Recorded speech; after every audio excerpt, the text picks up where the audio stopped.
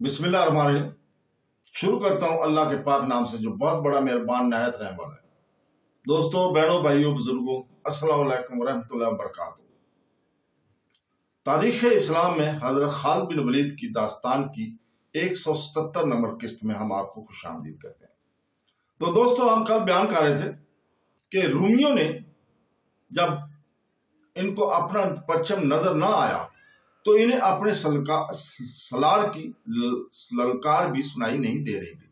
इनमें बददली फैलने लगी, लेकिन किसी नायब सलार ने परचम उठा लिया और लड़ाई जारी रखी।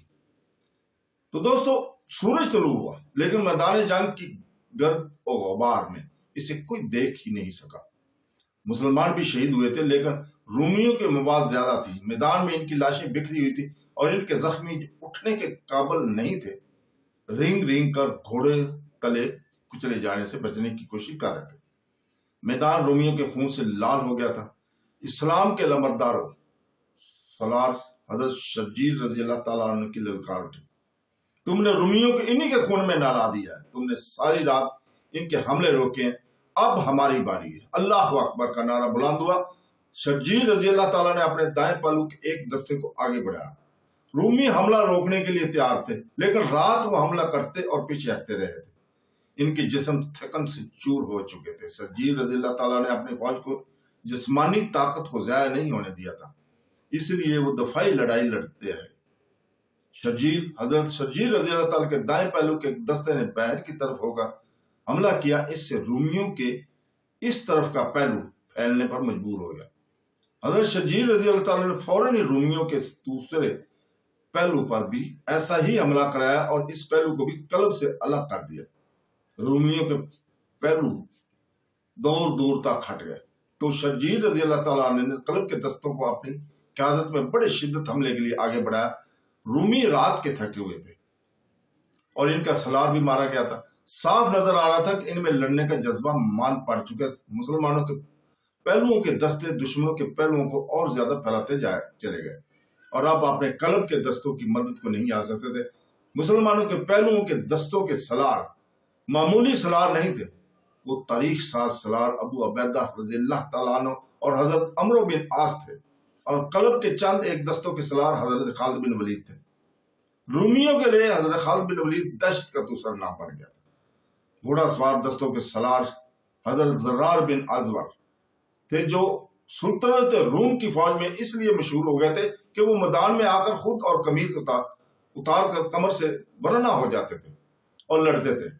इनफरादी मार का होता या वो दस्ते की कमान कर रहे होते तो वो किस कदर तेजी से पैंतरा बदलते थे कि दुश्मन देखता ही रह जाता था और इनकी बर्छी में रोया जाता था या तलवार से कट जाता था। मुसलमानों की नफरी बहुत कम थी।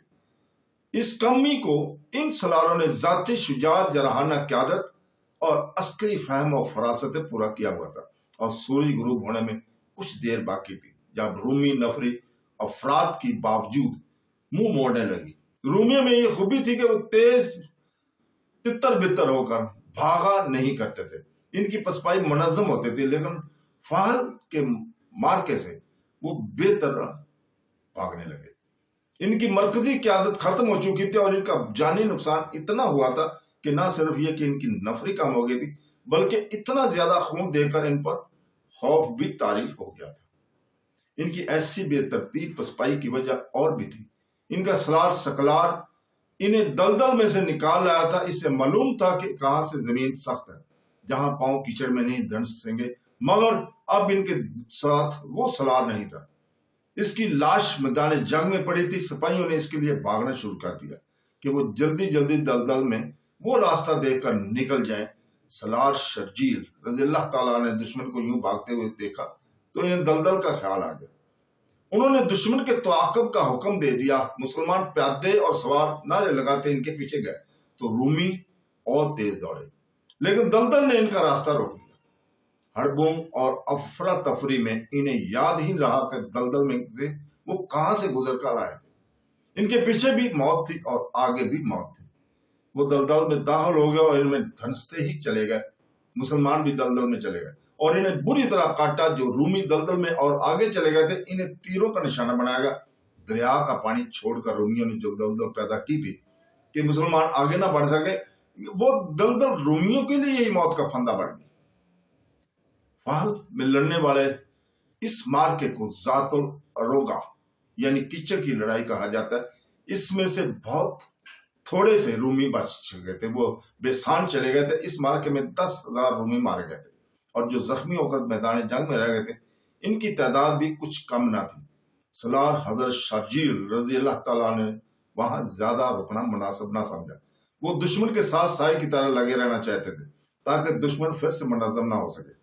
انہوں نے حضرت ابو عبیدہ رضی اللہ تعالیٰ عنہ اور حضرت خالد بن ولید کو چند ایک دستوں کے ساتھ فحل میں رہنے دیا اور خود باقی ماندہ فوج کے ساتھ آگے بڑھے، لیکن دلدل نے پھر ان کا راستہ روک لیا۔ انہوں نے 2-3 زخمی رومیوں سے پوچھا کہ دلدل سے پار جانے کا راستہ کون سا ہے۔ رومی زخمیوں نے انہیں ایک اور راستہ بتا دیا، یہ بڑا ہی دور کا راستہ تھا، لیکن دلدل سے گزرنے بھی اتنا ہی وقت لگتا تھا جتنا دوسرا راستہ اختیار کرنے میں۔ حضرت شرجیل رضی اللہ تعالیٰ عنہ، حضرت ابو عبیدہ رضی اللہ تعالیٰ عنہ اور حضرت خالد بن ولید رضی اللہ تعالیٰ عنہ ان دستوں کے ساتھ فحل میں چھوڑ دیا اور دلدل سے دور ہٹ کر اس راستے سے گزر گئے جو رومی زخمیوں نے انہیں بتایا تھا۔ انہیں دریائے اردن بھی عبور کرنا پڑا۔ انہوں نے آگے بڑھ کر بیسان کا محاصرہ کر لیا۔ بیسان میں رومیوں کی خاصی نفری تھی۔ ہرقل نے نفری کے بل بوتے پر مسلمانوں کو فیصلہ کن بلکہ تباہ کن شکست دینے کا انتظام کیا ہوا تھا۔ اس کے منصوبے کی پہلی کڑی ناکام ہو گئی تھی۔ فحل کے مارکے سے بھاگے ہوئے رومی چند ایک ہی خوش قسمت تھے جو دلدل میں سے نکل گئے تھے۔ ان کی پناہ بیسان ہی کی تھی۔ بیسان کا رومی سالار اس خبر کے انتظار میں تھا کہ اس کے ساتھی سالار سکلار نے مسلمانوں کو بے خبری میں جا لیا ہوگا اور مسلمانوں کا خطرہ ہمیشہ کے لیے ٹل گیا۔ لیکن چوتھی شام بیسان میں پہلی رومی زخمی داخل ہوا۔ زخمی ہونے کے علاوہ ان کی ذہنی حالت بھی ٹھیک نہیں تھی۔ تھکن اور خوف سے ان کی آنکھیں بہر کو آ رہی تھی، ان کے ہونٹ کھلے ہوئے تھے اور وہ پاؤں پر کھڑے رہنے کے قابل بھی نہیں تھے۔ بیسان میں داخل ہوتے ہی انہیں بیسان کے فوجیوں نے گھیر لیا اور پوچھنے لگے کہ آگے کیا ہوا ہے۔ کاٹ دیا، ایک سپاہی نے خوف اور تھکن سے کانپتی ہوئی آواز میں کہا۔ سب کو کاٹ دیا؟ مسلمانوں کو کاٹ دیا؟ ان سے پوچھا گیا۔ نہیں، سپاہی نے جواب دیا، انہوں نے کاٹ دیا، کیچڑ نے مروا دیا۔ اس کے ساتھ کچھ اور سپاہی بھی تھے، ان کی جسمانی اور ذہنی حالت بھی اسی سپاہی جیسی تھی۔ انہوں نے بھی ایسی ہی باتیں کر سنائیں جن میں مایوسی اور دہشت تھی۔ ان کی یہ باتیں اس رومی فوج میں پھیل گئی جو بیسان میں مقیم تھی۔ اس فوج میں ایسے بھی سپاہی تھے جو کسی نہ کسی مارکے میں مسلمانوں سے لڑ چکے تھے۔ انہوں نے فحل سے آئے ہوئے سپاہیوں کی باتوں میں رنگ امیزی کی۔ اس کا اثر رومیوں پر بہت برا پڑا۔ میں کہتا ہوں وہ انسان ہے ہی نہیں۔ ایک سپاہی نے مسلمانوں کے متعلق کہا، ہماری فوج جہاں جاتی ہے مسلمان جیسے وہاں اڑ کر پہنچ جاتے ہیں، ان کی تعداد ہم سے بہت کم ہوتی ہے۔ ایک اور سپاہی نے کہا، لیکن لڑائی شروع ہوتی ہے تو ان کی تعداد ہم سے زیادہ نظر آنے لگتی ہے۔ دہشت کے مارے ہوئے ان زخمی سپاہیوں کی باتیں جو ہوا کی طرح بیسان کے کونوں خدروں تک پہنچ گئی تھی جلد ہی سچ ثابت ہوگی۔ ایک شور اٹھا، مسلمان آ گئے۔ ایک شور اٹھا اور ہر طرف سے آواز آ رہی تھی، مسلمان آ گئے۔ مسلمانوں نے شہر کا محاصرہ کر لیا اور اس کے ساتھ ہی بیسان کے اندر ہڑبڑ مچ گئی۔ ان لوگوں میں سے کوئی بھی قلعے سے باہر نہیں جا سکتا تھا۔ دروازے بند ہو چکے تھے اور اب اندر ہی چھپنے کی کوشش کر رہے تھے۔ درم اور دینار اور سونا وغیرہ گھروں کے فرشوں پر دبانے لگے۔ رومی فوج قلعے کی دیواروں پر اور برجوں پر جا کھڑی ہوئی۔ رومیوں، سالار شرجیل رضی اللہ تعالیٰ نے للکار کر کہا، خون خرابے کے بغیر قلعے ہمارے حوالے کر دو۔ اس قلعے کو خون خرابے کے بغیر ہمیں حوالے کر دو۔ اس کے جواب میں اوپر سے تیروں کی بچھاڑیں آئیں، لیکن مسلمان ان کی زد سے دور تھے۔ رومیوں، سالار حضرت شرجیل رضی اللہ تعالیٰ نے ایک بار پھر اعلان کیا، ہتھیار ڈال دو، جزیہ قبول کر لو، نہیں کرو گے تو بیسان کی اینٹ سے اینٹ بچا دے دیں گے۔ تم سب مردہ ہوگے یا ہمارے قیدی، ہم کسی کو بخشیں گے نہیں۔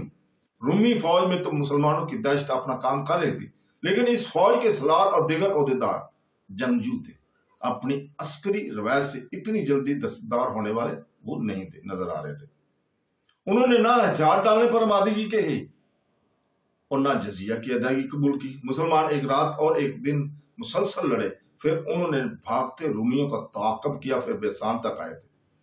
انہیں آرام کی ضرورت تھی۔ شرجیل رضی اللہ تعالیٰ نے انہیں آرام دینے کے لیے فوری طور پر قلعے پر داور نہ بولا، البتہ خود قلعے کے ارد گرد گھوڑے پر گھوم پھر کر دیکھتے رہے کہ دیوار کہیں سے کمزور ہے یا نہیں، یا کہیں سے سرنگ لگائی جا سکتی ہے۔ 7-8 روز گزر گئے۔ رومی اس خوش فہمی میں مبتلا ہو گیا کہ مسلمان قلعے پر حلہ بولنے کی ہمت نہیں رکھتے، لیکن رومی سالار یہ بھی دیکھ رہا تھا کہ اس کی اپنی فوج کی ہمت مان پڑی ہوئی تھی۔ اس نے اپنی فوج کے جذبے کو بیدار کرنے کے لیے یہ فیصلہ کیا کہ وہ باہر نکل کر مسلمانوں پر حملہ کر دے اور قلعے کی لڑائی کا فیصلہ قلعے سے باہر ہی ہو جائے۔ اگلے ہی روز قلعے کے تمام دروازے کھل گئے اور ہر دروازے سے رومی فوج کے رکے ہوئے سیلاب کی طرح نکلی۔ اس میں زیادہ تر سوار دست تھے۔ انہوں نے طوفان کی مانند مسلمانوں پر حملہ بول دیا۔ مسلمانوں کے لیے صورتحال غیر متوقع تھی۔ ان کے نفری بھی دشمن کے مقابلے میں کام تھی۔ پہلے تو ایسا لگتا تھا جیسے رومی مسلمانوں پر چھا گئے اور مسلمان سنبھل نہیں سکیں گے، لیکن سالار حضرت شرجیل رضی اللہ تعالیٰ عام سی قسم کے سالار نہیں تھے۔ انہوں نے دماغ کو حاضر رکھا اور قاصدوں کو دوڑا کر اور خود بھی دوڑ کر اپنے دستوں کو پیچھے ہٹنے کو کہا۔ مسلمانوں نے اس حکم پر فوری عمل کیا اور پیچھے ہٹنے لگے۔ اس کے ساتھ ہی شرجیل رضی اللہ تعالیٰ نے بہت سے مجاہدین کو قلعے کے دروازوں کے قریب بھیج دیا۔ ان میں زیادہ تر تیر انداز تھے۔ ان کے لیے یہ حکم تھا کہ رومی واپس دروازوں کی طرف آئیں تو ان پر اتنی تیزی سے تیر پھینکے جائیں کہ وہ دروازوں سے دور رہیں۔ حضرت شرجیل رضی اللہ تعالیٰ عنہ اور ان کے کمانداروں نے اپنے دستوں کو محاصرے کی ترتیب سے میدان کی لڑائی کی ترتیب میں کر لیا تھا۔ وہ اتنے پیچھے ہٹ آئے تھے کہ رومی قلعے سے دور آ گئے۔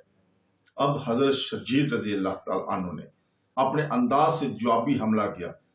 رومی اپنے حملے میں اتنے مگن تھے کہ وہ بکھرے رہے۔ مسلمانوں نے حملہ کیا تو رومی بے ترتیبی کی وجہ سے حملے کا مقابلہ نہ کر سکے۔ وہ قلعے کی طرف دوڑے تو ادھر سے مسلمانوں کی تیروں نے انہیں گرانا شروع کر دیا تھا۔ تو دوستو یہیں پہ رکتے ہیں، انشاءاللہ تعالیٰ کل یہیں سے شروع کریں گے، اسی جگہ سے۔ کل تک کے لیے ہم آپ سے اجازت چاہتے ہیں۔ اللہ حافظ۔